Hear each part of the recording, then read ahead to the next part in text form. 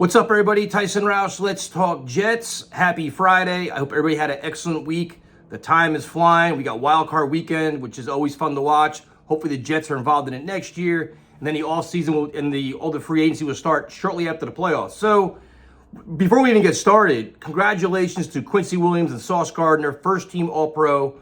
When the Pro Bowl voting came out, that's why I didn't really react too much to it. It's like a lot of popularity contest and politics and everything else.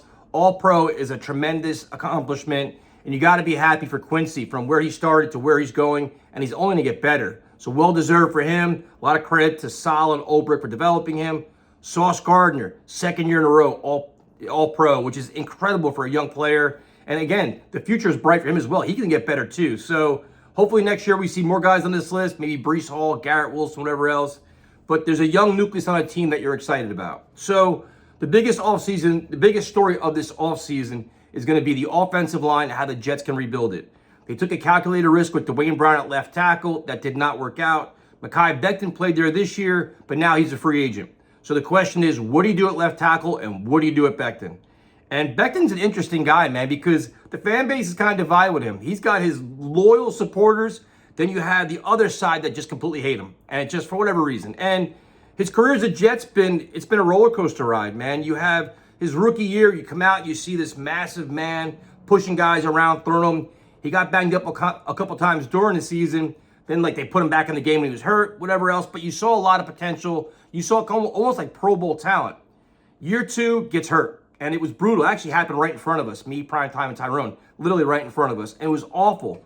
Year three, then you had questions about, well, let me go back to this. The year two was crazy because once Mekhi got hurt, the way the Jets handled it was ridiculous. As they said, it wasn't immediately he was out for the year. It was like, I think it was like 4 to 6 weeks, 6 to 8 weeks. Then it became like a daily update. And then all of a sudden he was out for the year. And it was questioning, was he committed to the rehab? Was there a setback? You never really knew what the story was, but it was frustrating from a fan perspective because everybody wanted to see him back in the game. Year three, there was questions about his weight. Will he come in? Will he take his game seriously? Will he come in shape? He reported that OTA is not looking where he wanted to. Then he dropped all the weight before training camp, but conditioning was an issue, and you felt weird out for the year again. So going into this year, you had no idea what to expect out of Becton. He looked incredible. He looked almost like a tight end at one point, where he would look so fit and trim and ready to roll. They wanted to play him at right tackle because they thought Dwayne Brown was going to play there. They ended up playing him at left tackle for all season long, and you saw some good and you saw a lot of bad. And whether that was the offensive line coach, was it the scheme? I have legitimate questions about this coaching staff, so it's hard. People want to really dump on Becton, and I get it, because the Jets at times put him on an island. You saw him against Myles Garrett, he got roasted. You saw him struggle against Chubb, and you see all these different things. But it's did they ever give him help? It's it's first year back, he hasn't played in 2 years, new offense, just figured everything out, and it wasn't working, and they didn't really give him help. So you got to say it could be coaching, it could be Carter especially, but then it's how much is on the player, and then how much do you trust him going forward? So the other thing too is that you got to wonder about Becton. Is, did Becton even want to stay here? It seemed like he had some issues the way the Jets were handling him.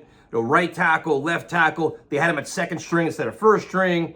A lot of comments to the media about his commitments. And so is this Becton's chance to finally get out of Dodge? You know what? I just want out of here, man. I did my part. I want a fresh start to prove to another team who I am and what I am, and maybe get money somewhere else. Or does he have a true fondness for Aaron Rodgers where they have a really good relationship? But you know what? I want to stay here because he's a great mentor, a great leader. I want to stay. Then it comes down to money. So from a Jets perspective, do you consider Mekhi Becton your long-term answer at left tackle? And I don't really, I just stuttered just now, right? I'm not redoing this video. But you have to wonder, how much, what is he going to command on the open market, and are you willing to pay it? Because there's injury concerns, and then there's also just the weight issue too. Will he keep that commitment to himself, where he's going to stay in shape and give you the best version of himself every year? So I'm not sure what his value is on the open market. Do the Jets give him a 1-year show-me deal, like an incentive-laden deal, and see if he wants to come back? Or does another team take that chance on him? Left tackles or just quality offensive linemen are hard to find all throughout the NFL. So it's going to be really interesting to see what they do with this. A part of me, to be honest with you, I would be interested to see if the Jets say, you know what, Elijah Vera-Tucker, do you want to be our left tackle? And start, like, I know he's still recovering from his injury, but, you know, Saleh mentioned about how he's going to put AVT at one spot and he stays there.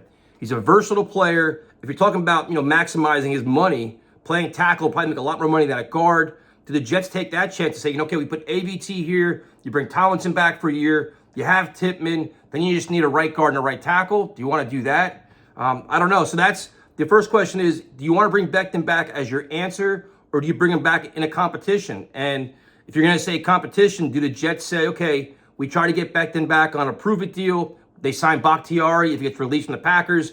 These two guys compete it out. Odd man out is the depth. Do you handle that way? Or do you go to the draft where people that were looking for the tank wanted the Jets to pick in the top 6, top 7, so you could hopefully get one of the top tackles in the market? If not, at 10, what are you going to get at 10? Or do you trip and do it there? Or maybe you find your answers further down the draft. Or you go into free agency. Free agency is tough because everybody wants tackles get grossly overpaid. Every year the Jets are in the market for them, and for whatever reason, they can never sign them. I think last year, was it Orlando Brown? But so you got to kind of figure it out. But, you know, your in-house answers are here. I don't think Carter Warren is the answer for 2024. So let me know what you guys think, man. This Becton thing is really, really interesting. I'm curious to see if he wants to stay.